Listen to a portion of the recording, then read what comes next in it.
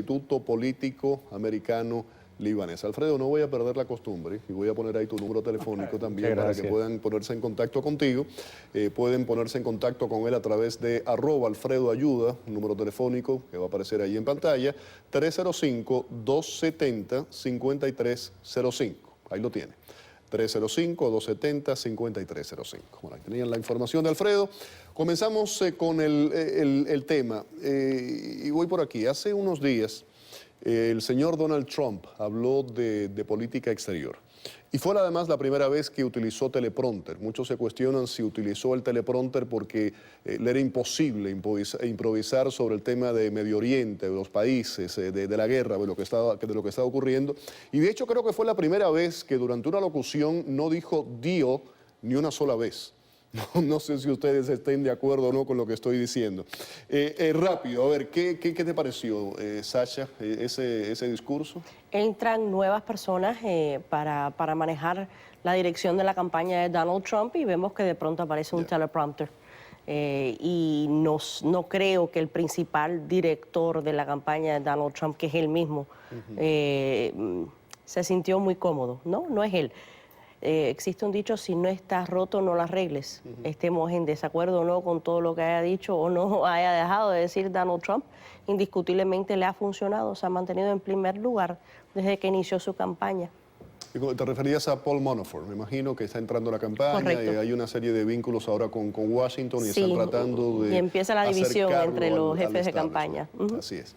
Bueno, vamos a hablar un poquito de ese perfil psicológico, político, humano, social de cada uno de estos precandidatos y vamos a comenzar, por supuesto, con el señor Donald Trump.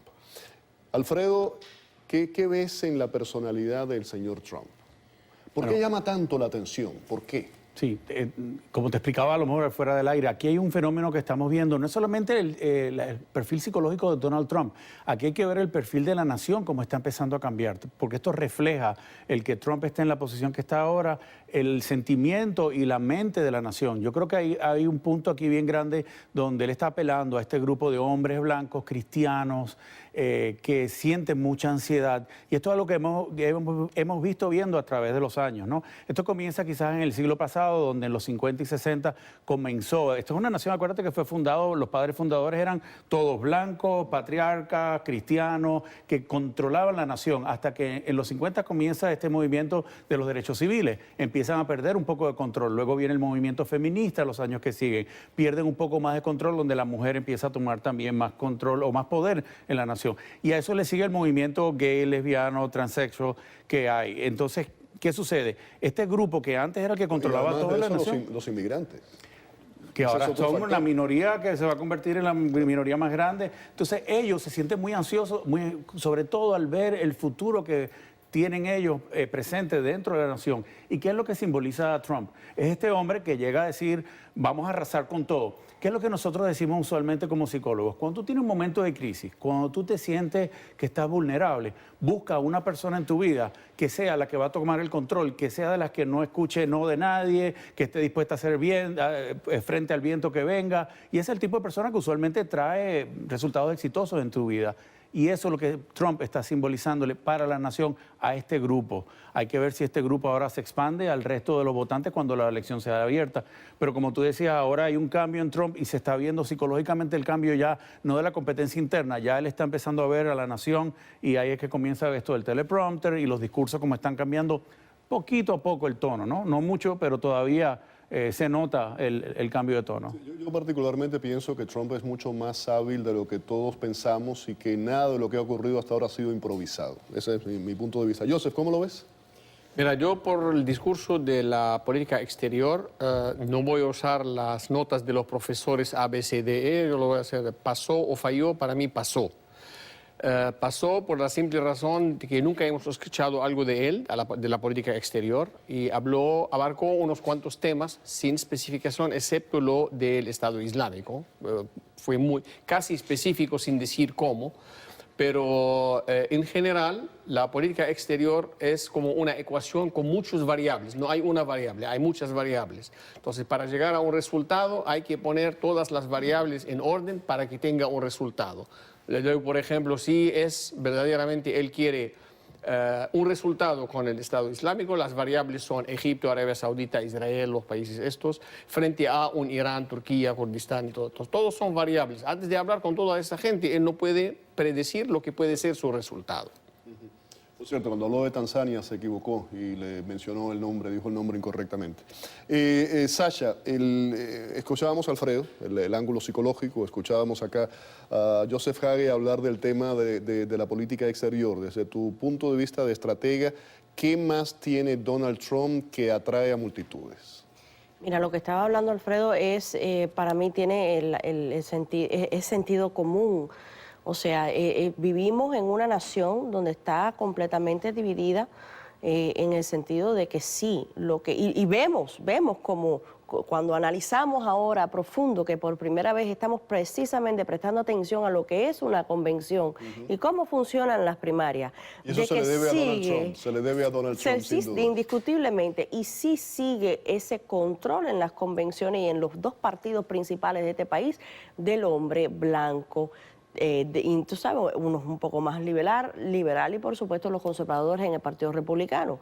Y lo que vemos es que Donald Trump, volviendo a lo que tú estabas diciendo, que estoy completamente de acuerdo contigo, Félix, nada ha sido casualidad. Donald Trump sabía de que si él lo primero que salía de su boca era un insulto a un sector de la comunidad, en este caso los mexicanos, cuando anunció su candidatura, iba a recibir tanta atención de la prensa y cuando fue decayendo esa atención, volvió a decir otra cosa controversial. Muchas personas miran a Donald Trump y piensan que tal vez él ni mismo crea lo que él está diciendo, pero es necesario decirlo para poder recibir no solamente atención de la prensa, sino el apoyo del sector del cual hablaba Alfredo. Ahora, te pregunto, y el mundo cambia vertiginosamente, demasiado rápido, mucho más rápido de lo que algunos quisiéramos, pero años atrás había un lenguaje que era lo que se decía el lenguaje políticamente correcto, de un cierto nivel. Y eso no es solamente con Trump. Escuchamos a Boehner decir hace un par de días, le llamó a Ted Cruz Lucifer y le dijo hijo de. Y lo dejo ahí en suspensivos. Ese lenguaje hoy día sí está calando y llegándole a la gente. ¿Qué ha cambiado desde tu punto de vista? No es tanto el lenguaje que ha cambiado, porque yo creo que el ser humano siempre ha sido capaz de hablar así. Pero no lo decía públicamente, no se lanzaban a hacer eso. No, lo decían públicamente, la prensa no lo cubría. ¿Crees que es eso? Yo creo que es eso. Yo creo que hemos llegado a un momento donde si no va a obtener rating, la prensa no lo va a cubrir. Y entonces lo que dijo Boehner, tal vez pudo haberlo dicho en años atrás y tal vez no recibía precisamente porque se mantenía la política individualmente la mentalidad de los votantes a cierta altura, ya no porque han integrado al proceso del votante, votantes durmientes que no habían votado antes, que están prestando atención y que ahora no tienen ese mismo, podemos decir, respeto a lo que es un proceso político. Es más individualista el sentir del nuevo votante que comunitario, que era el votante de antes. ¿Coincides con eso, Joseph, no? Definitivamente. Yo creo que Trump lo que hizo apeló a cierto sector de la población que no ha participado en el proceso electoral por siglos. Ya tiene bien y tiempo porque hemos visto números en el Partido Republicano, 600, 800 mil, nuevas registraciones que vinieron de la nada, y todas son de las provincias de los estados. Entonces, y hay lugares que son verdaderamente blancos y eso, y hay otros que son más conservadores y hay otros más liberales también. Pero hay gente que está llena e inflada del sistema, de lo político correcto, porque Trump, Boehner, lo que están hablando, el idioma de la gente. Cuando insulta a Boehner, tú piensas, dices, bueno, ¿cuántas veces lo dije hoy? Porque cada persona es lenguaje de todos los días. ¿Cuántas personas en el día pasan sin decir una palabra vulgar? No, es casi imposible, a no ser que sea el padre de mi parroquia, que ya quién sabe. Pero digo, este lenguaje que se acercó al pueblo, que esta persona habla como nosotros, no importa si tiene dinero, pero está hablando lo que nosotros hablamos alrededor de la mesa de la noche. Cuando cuando salió el gobernador Bush, su campaña era tan políticamente correcto que no conectaba con la gente. Y vamos a decir que el gobernador era el más calificado entre los 17 republicanos, pero no conectaba. Y al mismo tiempo hay gente que tiene cierto lenguaje que apelaban a la gente, como el senador Marco Rubio, que me dolió a mí que haya terminado así, pero fue una falla en la campaña que me metió entre lo que lo asaltó el gobernador Christie y cuando se bajó él al nivel de Trump en la batalla no le queda a él.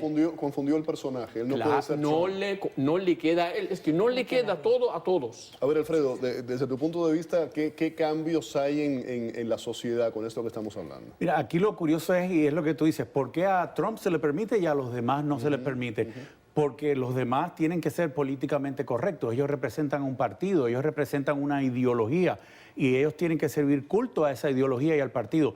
Lo que estamos viendo en Trump es un culto al personaje. Él está creando una cultura de admiración a él como individuo. Él no pertenece al partido. Él dice cualquier cosa en contra del partido y no le importa. Los demás tienen que ser políticamente correctos. Él está creando que la gente lo adoren a él, no al partido. Por eso en el momento que él tenga la mínima duda, él dice, bueno, el partido haga lo que le dé la gana, yo voy por mi cuenta y todos los que van a votar por él van a seguir votando por él. No van a votar en bloque por el partido. Pero ahí caemos un poco, Sasha, en el tema del populismo.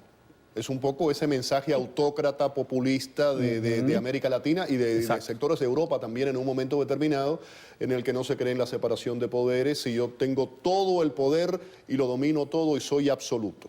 Y ese es el peligro de un candidato como Donald Trump. Gracias a Dios sí existe la separación de tres poderes en este país, ¿no? Ya que hay gente de derecha y de izquierda en todo eso. Podemos poner ahí a Mussolini, a Hitler, podemos poner a Perón, podemos poner a Franco en cierta forma y a Fidel Castro. Exactamente. Y ese es el peligro, pero las personas que están entrando, mira, tenemos que primero entender, y creo que lo entendemos, ¿no? Las personas que seguimos la política a diario, que estamos involucradas, que el nivel educativo con relación a la política o el nivel informativo con relación a la política en este país es pésimo. Es pésimo y lo podemos ver. Cuando tú tienes frente a ti, por ejemplo, Bernie Sanders diciéndote que te va a dar las universidades de gratis, todo luce muy bonito, pero es que no es realista. Entonces, ¿cómo tú le explicas a personas que están motivadas y sienten pasión? ¿Cómo tú les explicas que esto no es posible por esta razón, porque no va a pasar en el Congreso? ¿Cómo tú le explicas eso a las personas que están apasionadas? El peligro de la pasión es precisamente eso. Por eso es que hay personas y candidatos que vieron, como Donald Trump, una oportunidad en despertar pasiones, como decía Alfredo, al culto a la personalidad. Sin lugar a dudas. Ahí tenemos a Sanders. ¿Quieres, Alfredo, analizar un poquito la personalidad del senador Sanders? Fíjate qué curioso.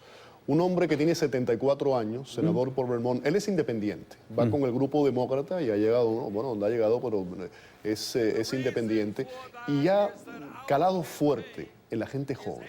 Fuertísimo. ¿Cómo entendemos eso? Tú le escuchas hablar y parece un adolescente, parece un muchacho de 20 años idealista, totalmente idealista. Pero el discurso se quedó en los años 60, sigue repitiendo el discurso. Pero es el discurso revolucionario, acaba de decir. Pero tiene resonancia en el día de hoy, ahí lo estamos viendo. Él es el perfil psicológico más distinto que existe dentro del grupo. El resto del grupo tienden a ser más narcisistas, tienden a ser más dominantes, tienden a ser personas que no escuchan consejos de los demás. En el caso de Sanders es más el idealista, ¿no? Es una persona que tiene probablemente mucho más empatía que todos los demás. Los demás tienen más conexión con lo que ellos sienten y lo que ellos desean que Sanders. Sanders está más conectado con lo que él cree que todo el mundo siente genuinamente que con lo que él siente que en verdad va a poder lograr o no. Entonces, aquí podemos darle el punto de honestidad, a lo mejor a él, probablemente dentro de todos los perfiles, es el más honesto que se transmite. Y eso a los muchachos, a la juventud, apela muchísimo. Pero fíjate qué interesante, acabas de decir el más honesto de todos, ni estoy de acuerdo ni discrepo de lo que has dicho. Ahora, yo he estado reunido en varias ocasiones con distintas personas que me han dicho, no me gusta Donald Trump, no me gusta su forma de pensar, creo que sería para la economía y para la política exterior de Estados Unidos un desastre. Pero creo que es auténtico, creo que lo que dice, piensa lo que dice. Sí, lo que sucede... O dice lo que piensa, quise Sí, decir. y es correcto, porque es una persona que improvisa bastante. Él responde mucho a su intuición y él es honesto a la intuición. No quiere decir que al final es lo que él piense, es lo que su intuición le dice que el grupo quiere escuchar. Perception is reality. Y esa es la percepción de tal realidad. cual, tal cual. Y él sabe manejar muy bien eso. Lo que pasa es que Donald Trump no le habla a las personas, habla con las personas. Él está en un podio. Esa es la mejor definición que le dieron a Donald Trump, ¿cierto? Y él está hablando contigo. Él no te está hablando a ti o a otro nivel, o no te está hablando y utilizando palabras y dando explicaciones tan técnicas que tú no puedas entender qué es lo que hace. Es el problema que tiene Hillary Clinton. Tampoco creo que lo pudiera hacer, ¿eh? Esa es otra. Tampoco creo que lo pudiera hacer. A ver, Joseph. Mira, yo estoy de acuerdo con Sasha sobre esto. Además, yo tengo un punto, que el 70% de la gente que le siguen a Trump no conocen el sistema americano bien a profundo. ¿Por qué? Porque aquí no es una monarquía. Donald Trump puede prometer lo que quiere como Bernie Sanders, pero la realidad es otra. Cuando llega a la Casa Blanca, cualquier ley que va a pasar necesita la aprobación de las dos cámaras. Él no puede autorizar la deportación de 11 millones de ilegales. Cada uno de ellos tiene su día en la corte. Entonces, hay cosas que no son realistas, pero ahí suenan bien para mucha gente que no conocen el sistema. Es más, hay muchos inmigrantes que no conocen la ley y creen que verdaderamente lo van a deportar. Como la discusión presidencial del tema de los matrimonios homosexuales o el aborto. Eso es un tema que no tiene nada que ver con la presidencia, no con puede. el Ejecutivo. Él no tiene ese poder. Claro. Y los poderes ejecutivos, de hecho, el presidente Obama se pasó un poquito con poderes ejecutivos, terminó en la Suprema Corte de Justicia. Así que nuestro sistema es más sólido que lo que me da miedo a mí, un Mussolini o un Chávez o lo que de estos. No, en nuestro sistema es bien sólido, hay separación de poderes, el presidente puede llegar a un punto a donde hay un barranco grande, se cae y nunca más se levanta. Así que eso a mí no me... Pero él, yo no creo que él no lo sabe. Lo que pasa, él quiere llegar al poder y después va a cambiar todo. Tengo que ir a la pausa. Regreso con el tema. Vamos a hablar de ISIS y por supuesto también el perfil del resto de los candidatos. Quédese con nosotros.